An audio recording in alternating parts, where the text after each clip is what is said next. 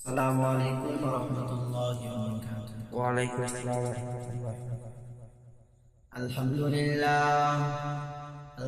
لله نحمده ونستعينه ونستغفره ونؤمن به ونتوكل عليه ونعوذ بالله من شرور أنفسنا ومن سيئات أعمالنا. من يهده الله فلا مضل له ومن يضلله فلا هادي له. ونشهد أن لا إله إلا الله وحده لا شريك له. ونشهد أن سيدنا ومولانا محمدا عبده ورسوله. أعوذ بالله من الشيطان الرجيم. بسم الله الرحمن الرحيم. قل إن كنتم تحبون الله فاتبعوني يحببكم الله ويغفر لكم ذنوبكم والله غفور رحيم. وقال النبي صلى الله عليه وسلم: خيركم من تعلم القرآن وعلمه. صدق الله العظيم. সমস্ত তারিফ, সমস্ত প্রশংসা, সমস্ত গুণগান, সমস্ত গুণকীর্তন সেই মহান রব্বুল আলামিনের জন্য, যিনি আপনাকে আমাকে অতি ভালোবেসেন এরকম একটা পাক পবিত্র মজলিসের মধ্যে বসার তৌফিক দান করেছে। তার জন্য আমরা সকলে মিলে শুকরিয়া শরীফ আদায় করি, বলি আলহামদুলিল্লাহ।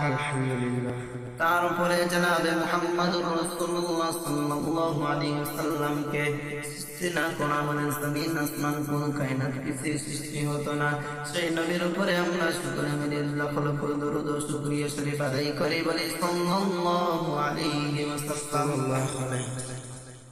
হ্যাঁ, প্রিয় দর্শক, প্রথমে আমি আপনার সঙ্গে একটু কিছু ওজর বলবো। মনে বড় আশা ছিল যাব মদিনায়, মনে বড় আশা ছিল যাব মদিনায়। হাতে আমাদের নাই যে পুঁজি, কি করে যাব মদিনায়। পাখির মতো থাকতো যদি আমাদের দুটি ডানা, উড়ে উড়ে যেতাম আমরা সোনার মদিনায়। আল্লাহুম্মা সাল্লি আলা সাইয়্যিদিনা মাওলানা মুহাম্মদ ওয়া আলা আলি সাইয়্যিদিনা মাওলানা মুহাম্মদ। ও আমার মায়েরা, ও আমার ভাইরা, আল্লাহ পাক বলেন, কুল ইন কুনতুম তুহিব্বুনাল্লাহা ফাত্তাবিউনি ইউহিব্বুকুম আল্লাহ ওয়া ইয়াগফির লাকুম যুনুবাকুম ওয়াল্লাহু গফুরুর রহিম।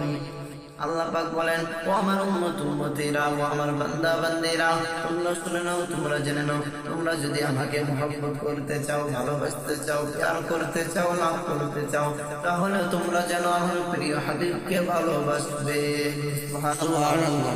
আমার প্রিয় হাবিবের সঙ্গে যাদের মহব্বত ভালোবাসা হয়ে যাবে, আমি আল্লাহ ইউহিব্বুকুমুল্লাহ, আমি আল্লাহ পাক তাকে মহব্বত করব, ভালোবাসবো। আল্লাহ পাক নিজে বলেন, আমি আল্লাহ পাক যাকে আল্লাহ পাক নিজে বলেন, আমি যাকে মহব্বত করি, ভালোবাসি, আমি আল্লাহ পাক তাকে কি পুরস্কার দিব? ওয়ায়াগফির লাকুম যুনুবাকুম আল্লাহু গফুরুর রহিম। আমি আল্লাহ তার পিছনের সমস্ত গুনাহ খাতা মাফ করে দিই। সুবহানাল্লাহ।